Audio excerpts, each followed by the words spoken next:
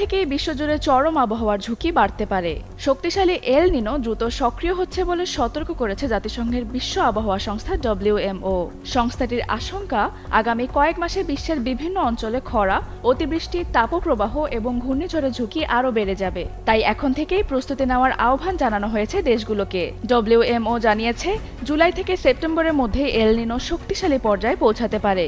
এটি প্রশান্ত মহাসাগরের নিরক্ষীয় অঞ্চলে সমুদ্রপৃষ্ঠের তাপমাত্রা অস্বাভাবিকভাবে বাড়িয়ে দেয়, যার প্রভাব পড়ে বিশ্বজুড়ে বৃষ্টিপাত, তাপমাত্রা ও বায়ু প্রবাহে। সংস্থাটির পূর্বাভাস অনুযায়ী এল নিনোর কারণে বিশ্বের বহু অঞ্চলে তাপপ্রবাহ ও ভারী বৃষ্টিপাতের ঝুঁকি বাড়বে। অন্যদিকে বাংলাদেশ সহ পুরো ভারতীয় উপমহাদেশে স্বাভাবিকের তুলনায় কম বৃষ্টিপাত হতে পারে। WMOর প্রধান সেলেস্তা সাউলো বলেছেন, এল নিনোর প্রভাব মোকাবেলায় আগাম সতর্কবার্তা ও প্রস্তুতি অত্যন্ত গুরুত্বপূর্ণ। বিশেষ করে কৃষি, স্বাস্থ্য ও দুর্যোগ ব্যবস্থাপনায় এখন থেকে কার্যকর পদক্ষেপ নেওয়ার ওপর জোর দিয়েছে সংস্থাটি। বিশেষজ্ঞদের মতে, জলবায়ু পরিবর্তনের কারণে এল নিনোর প্রভাব আরও তীব্র হতে পারে। ফলে আগামী কয়েক মাসে বিশ্বের বিভিন্ন অঞ্চলে বৈরী আবহাওয়ার ঘটনা উল্লেখযোগ্যভাবে বাড়ার আশঙ্কা রয়েছে। তিনি বলেন, সাবেক সর্বোচ্চ নেতা আয়াতুল্লাহ আলী খামেনির দাফন সম্পন্ন হওয়ার পর আলোচনার গতি বাড়ানো জরুরি, যাতে কূটনৈতিক অগ্রগতি ধরে রাখা যায়। কাতার ভিত্তিক সংবাদ মাধ্যম আল জাজিরাকে দেয়া এক সাক্ষাৎকারে আয়ার বলেন, এখন পর্যন্ত যুক্তরাষ্ট্র ও ইরানের মধ্যে আলোচনা ধীর গতিতে চলছে। তার মতে, দুই পক্ষের আরও ঘন ঘন এবং দীর্ঘ সময় ধরে বৈঠক করা প্রয়োজন। তিনি বলেন, খামেনির দাফনের কারণে আলোচনা সাময়িকভাবে স্থগিত থাকতে পারে, তবে এরপর যুক্তরাষ্ট্রের উচিত দ্রুত আলোচনার গতি বাড়ানো। আয়ার আরও বলেন, এখনও উভয় পক্ষ হরমুজ প্রণালী খোলা রাখা, এর নিয়ন্ত্রণ ব্যবস্থা, লেবানন ইস্যু এবং ভবিষ্যতে পারমাণবিক কর্মসূচি নিয়ে ওয়াশিংটন ও তেহরান আলোচনায় নতুন গতি আনবে এবং গুরুত্বপূর্ণ বিষয়গুলোতে বাস্তব অগ্রগতি অর্জনের চেষ্টা করবে। ইরানের ক্ষমতা ধ্বংস করার সিদ্ধান্তে যুক্তরাষ্ট্রের সঙ্গে আগেই সহমত ছিল সৌদি আরব, কিন্তু ইরান যখন শক্ত জবাব দিল, তখন সৌদি যুবরাজ যুদ্ধবিরতির আহ্বান জানান। এ নিয়ে এক পর্যায়ে বিবাদে জড়িয়ে পড়েন মার্কিন প্রেসিডেন্টের সঙ্গে।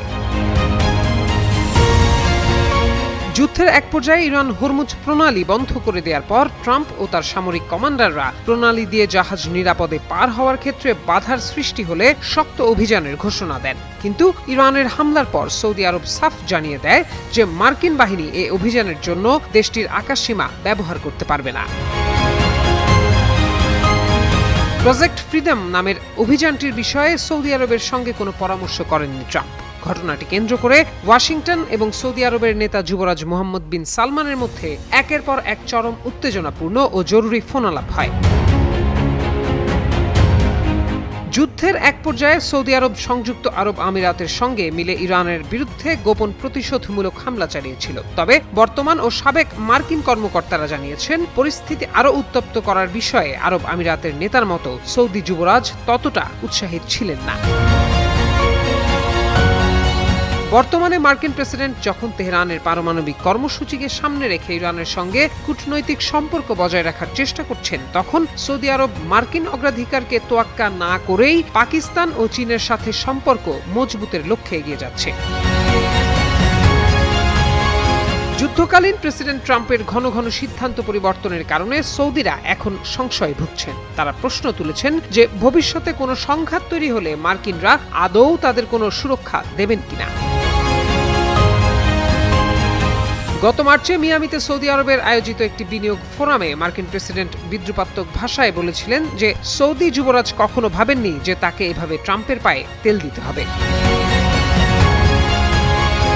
দুই দেশের সম্পর্কের টানাপোড়েন আরও স্পষ্ট হয়েছে সম্প্রতি মার্কো রুবিওর মধ্যপ্রাচ্য সফরের মধ্য দিয়ে। গত সপ্তাহে তিনি সংযুক্ত আরব আমিরাতে বৈঠক করলেও সৌদি সফর পুরোপুরি এড়িয়ে যান। তবে প্রকাশ্যে সৌদিরা ইরানের সঙ্গে ট্রাম্পের সই করা সমঝোতা স্মারকের প্রশংসাই করেছেন, যা মূলত এ যুদ্ধবিরতির ভিত্তি তৈরি করেছে। প্রত্যয় দাস, যুগান্তর নিউজ। দীর্ঘ 4 মাস পর অনুষ্ঠিত হতে যাচ্ছে ইরানের সুপ্রিম লিডার আয়াতুল্লাহ আলী খামেনির জানাজা। দিনটি ঘিরে চলছে প্রস্তুতি। তৈরি করা হয়েছে মঞ্চ। খামেনির ছবিতে ঢাকা পড়েছে পুরো আয়োজন স্থল, কেননা বিদায় চেয়ে হতে যাচ্ছে সুপ্রিম লিডারের। তবে তার এই বিদায়ে উপস্থিত থাকছেন না তার ছেলে মোস্তফা খামেনি, এমনকি বাবার দাফন কার্যক্রমেও দেখা যাবে না তেহরানের বর্তমান এই শীর্ষ নেতাকে। এ নিয়ে জনমনে উঠছে প্রশ্ন, বাড়ছে কৌতূহল। জানা গেছে নিরাপত্তাজনিত কারণে ইরানের প্রয়াত সর্বোচ্চ নেতা আয়াতুল্লাহ আলী খামেনির জানাজা ও দাফন অনুষ্ঠানে অংশ নেবেন না তার ছেলে ও বর্তমান সর্বোচ্চ নেতা মোস্তফা খামেনি। ভারতে নিযুক্ত ইরানের বর্তমান নেতার প্রতিনিধি এই তথ্য নিশ্চিত করেছেন। বৃহস্পতিবার ভারতীয় সংবাদ মাধ্যম ইন্ডিয়া টুডেকে এক সাক্ষাৎকারে আয়াতুল্লাহ হাকিম এলাহি এ তথ্য নিশ্চিত করেন। তিনি বলেন, ইরানের শীর্ষ নেতার বিরুদ্ধে ইসরায়েলের অব্যাহত হুমকির কারণে মোস্তফা খামেনি জানাজায় অংশ নিতে পারছেন না। সম্প্রতি ইসরায়েলের প্রতিরক্ষা মন্ত্রী ইসরায়েল কাটজ খামেনিকে লক্ষ্য করে কঠোর হুমকি দিয়েছেন। এর জবাবে ইরানের পররাষ্ট্রমন্ত্রী আব্বাস আরাকচি সতর্ক করে বলেছেন, ভবিষ্যতে এ ধরনের হুমকির জবাব শক্তিশালী প্রতিক্রিয়ার মাধ্যমে দেয়া হবে। ইরানের ইসলামী বিপ্লবের নেতা খামেনি গত 28 ফেব্রুয়ারি যুক্তরাষ্ট্র ও ইসরায়েলের যৌথ বিমান হামলায় নিহত হন। তবে নিরাপত্তা পরিস্থিতির কারণে তার রাষ্ট্রীয় দাফন অনুষ্ঠান কয়েক দফা পিছিয়ে দেওয়া হয়েছে। ইরান কর্তৃপক্ষ জানিয়েছে, আগামী সপ্তাহে খামেনির আনুষ্ঠানিক জানাজা ও দাফন অনুষ্ঠানের আয়োজন করা হবে। এ উপলক্ষে দেশজুড়ে নজিরবিহীন জনসমাগমের প্রস্তুতিও চলছে। ইরানি কর্তৃপক্ষের ধারণা, রাজধানী তেহরানে প্রায় 2 কোটি এবং দেশজুড়ে মোট 3.5 কোটি মানুষ এই আয়োজনে অংশ নিতে পারেন। এছাড়া 90টির বেশি দেশের প্রতিনিধি এবং প্রায় 14,000 সাংবাদিক উপস্থিত থাকার সম্ভাবনা রয়েছে। এই হিসাব বাস্তব হলে 1989 সালে ইরান ইসলামী বিপ্লবের নেতা আয়াতুল্লাহ রুহুল্লাহ খামেনির জানাজায় অংশ নেওয়া আনুমানিক 1 কোটি 2 লাখ মানুষের রেকর্ড ছাড়িয়ে যাবে। তেহরানের গ্র্যান্ড মোসাল্লায় এক হৃদয় বিদারক দৃশ্য। দীর্ঘ 4 মাস পর জনসম্মুখে আয়াতুল্লাহ আলী খামেনির কফিন, পাশেই সারিবদ্ধভাবে রাখা সাবেক সুপ্রিম লিডারের স্বজনদের মরদেহ। তাই তো প্রিয় নেতাকে শেষবারের মতো শ্রদ্ধা জানাতে ভিড় ভক্ত অনুসারীদের, যেখানে হাজির হয়েছেন বিভিন্ন দেশের প্রতিনিধিরা। শোকে ভারী হয়ে উঠেছে পুরো পরিবেশ।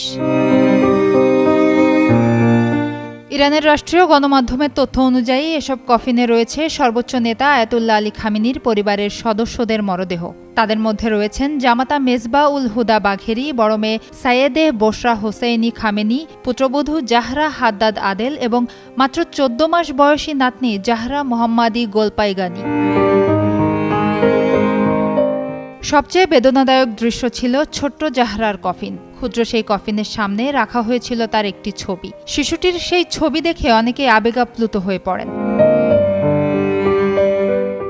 ইমাম খোমেনি গ্র্যান্ড মোসাল্লায় মরদেহগুলো আনার পর হাজারো মানুষ শেষ শ্রদ্ধা জানাতে ভিড় করেন। শোকাহত মানুষের উপস্থিতিতে পুরো এলাকায় পরিণত হয় এক নিস্তব্ধ ভারী পরিবেশ। ইরানের রাষ্ট্রীয় সংবাদ সংস্থা জানিয়েছে, সব কফিনই জাতীয় পতাকায় আচ্ছাদিত ছিল। রাষ্ট্রীয় সম্প্রচার সংস্থা আরও জানিয়েছে, আফগানিস্তান ও ইন্দোনেশিয়া থেকে আসা কয়েকজন ধর্মীয় ব্যক্তিত্ব প্রথম দিকেই সেখানে উপস্থিত হয়ে শ্রদ্ধা নিবেদন করেন। ইরানের রাষ্ট্রীয় সূত্রের দাবি, যুক্তরাষ্ট্র ও ইসরায়েলের সঙ্গে যুদ্ধের শুরুর দিকে আয়াতুল্লাহ আলী খামেনি এবং তার পরিবারের সদস্যরা নিহত হন। শোক, অশ্রু আর নীরব প্রার্থনায় শুক্রবারের তেহরান যেন স্মরণ করল এক ভয়াবহ ক্ষতির দিন। সুবর্ণা রহমান, যুগান্তর নিউজ। এপ্রিলে ইরান যুক্তরাষ্ট্রের মধ্যে শুরু হওয়া যুদ্ধবিরতির আলোচনায় অংশ নেয়া ইরানের শীর্ষ নেতাদের হত্যার পরিকল্পনা করেছিল ইসরায়েল। এ নিয়ে যুক্তরাষ্ট্র মধ্যপ্রাচ্যের মিত্রদের ইরানকে সতর্ক করার কথাও বলেছিল।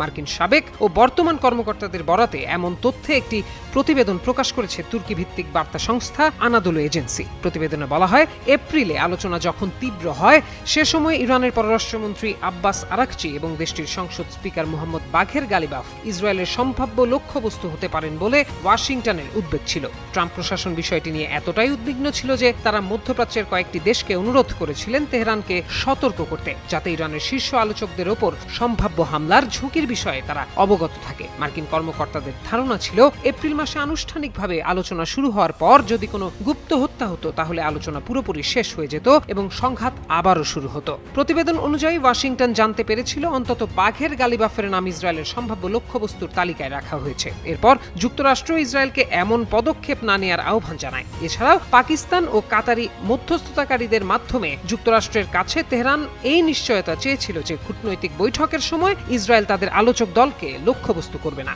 প্রতিবেদনে এপ্রিল মাসের একটি ঘটনার বিস্তারিত বিবরণও দেয়া হয়, যেখানে ইরানি নিরাপত্তা বাহিনী দুটো ইসরায়েলি যুদ্ধ বিমানকে ইরানের আকাশ সীমায় প্রবেশ করতে দেখে ইসলামাবাদ থেকে গালিবাফের ফিরতি ফ্লাইটটি মাশহাদে ঘুরিয়ে দেয়। তবে ওয়াশিংটনে অবস্থিত ইসরায়েলি দূতাবাসের কর্মকর্তারা এই অভিযোগগুলো সম্পর্কে মন্তব্য করতে অস্বীকৃতি জানিয়েছেন।